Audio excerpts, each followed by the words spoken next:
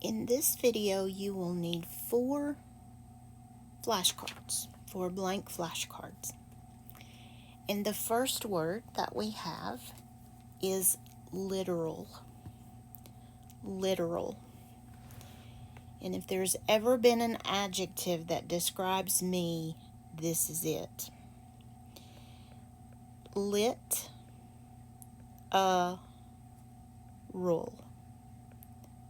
Literal. Lit has an I, there's the sound, and again, literal. Literal means words are used according to their exact meaning.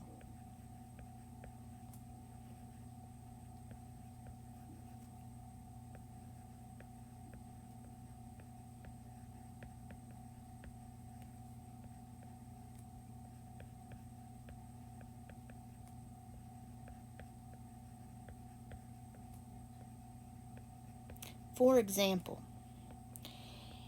I remember being a little kid and it drove me crazy. Things like, it's raining cats and dogs. I would look outside to see the cats and dogs because I was taking it literally. That doesn't mean that cats and dogs are falling from the sky. The literal meaning, though, is cats and dogs are falling from the sky.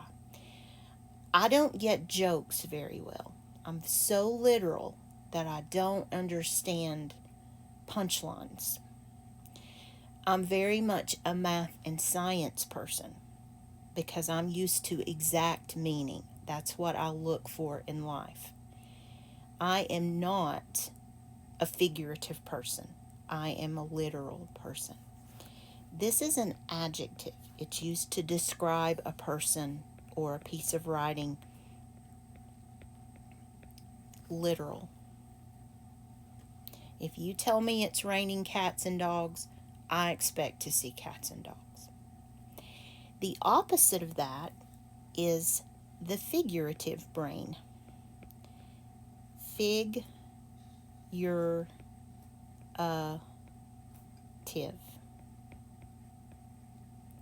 Figurative.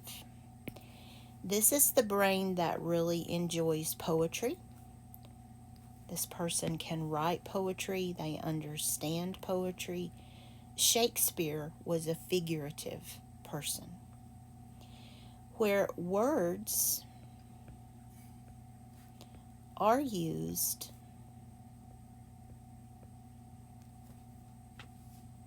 to mean more than their usual meaning.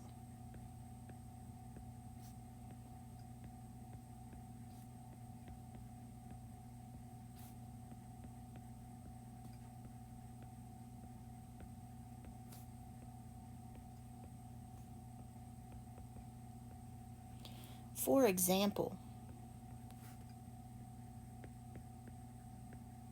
raining cats and dogs. And I don't know who first made this quote. It wasn't me, so I'm putting it in quotation marks. Means that it's raining very hard. It doesn't mean that it's literally raining cats and dogs. Another example would be that cost an arm and a leg. Doesn't mean that you actually had to give up your arm and leg to pay for it. It's just a figure of speech. I am a very literal person. I have a dear friend who's very figurative. She paints, she understands poetry, she can do amazing things with the artsy side of her brain that I just can't do. I'm a very step-by-step literal person, and she's the opposite of that. A person can be both. I had the privilege of meeting one of Saddam Hussein's physicians. His job was to take care of Hussein before his execution. And he told me that Saddam spent his last days reading poetry and writing poetry. So this military mind who was very literal, who literally took over countries, also had a figurative side. The person who appreciated art, poetry, and that sort of thing. Literal versus figurative, they're antonyms. Okay, a simile is the next word. This looks like simile, but it's pronounced sim lee. Simile. A simile is a type of figurative language. It's a comparison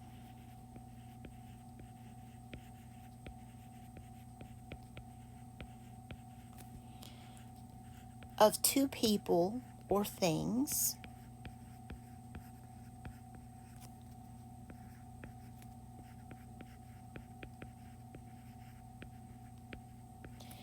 that uses either the word like or the word as. It uses like or as. Simile is a noun. And here's an example of a simile. The baby was light as a feather. Not really. A human baby would always weigh more than a feather. But there's the simile. I'm comparing the baby's weight to a feather, the weight of a feather. And there's the word as. A face like sunshine. That's another simile. A metaphor, met-a-for,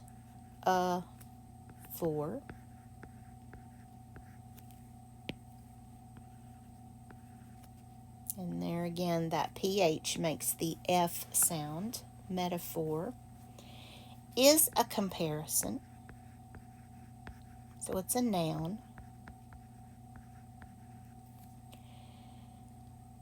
Of two people or things.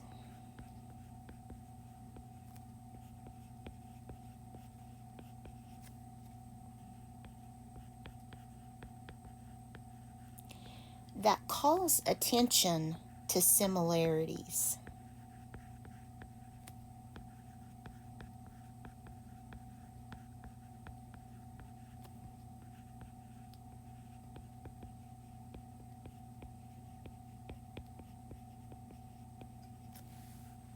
Okay, for example,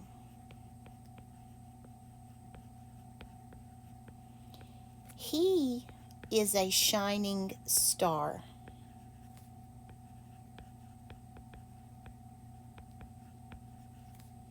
So I'm comparing this person, this male, it could be a boy or a grown man, to a shining star, which leads me to think that this person may be very smart. This person may be good at acting or good at something, doing something. It's a figurative statement. He's not really like a star in the sky. That would be impossible. But we're comparing him to the qualities of a shining star. We don't have like or as. It's not a simile. It's just a comparison. And this one is a noun also. So in lesson 15, I believe it is, that's coming up, we will be looking at more of these types of things. This is a very hard lesson for me, I will tell you up front. But we'll get through it. We'll figure it out together in the Figurative Language chapter. So I'll see you soon. Have a good day.